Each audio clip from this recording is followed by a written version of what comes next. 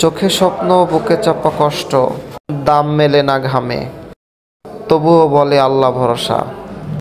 এই মানুষটি দিনের আলোয় মাঠে কাজ করেন, আর সন্ধ্যায় হিসাব মিলিয়ে দেখেন কোন পণ্যের দাম চাহিদা বেশি, কোন পণ্যের দাম বেশি, কোন বাজারে সরবরাহ করতে হবে। তিনি জানেন ফসল ফলালেই শুধু চলবে না, বাজার বোঝাটাই জরুরি।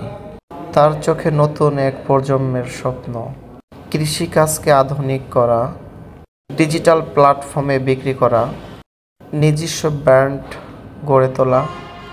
তিনি শুধু একজন কৃষক না, তিনি একজন রূপান্তরকারী, যিনি গ্রামের মাঠ থেকে শহরের বাজার পর্যন্ত তৈরি করছেন একটি নতুন সেতু। প্রতিটি কৃষক বাবার প্রতি রইল অনেক অনেক ভালোবাসা। এই ভালোবাসা যেন অতুলনীয়, এই ভালোবাসাটা হৃদয়ে স্পন্দন থেকে।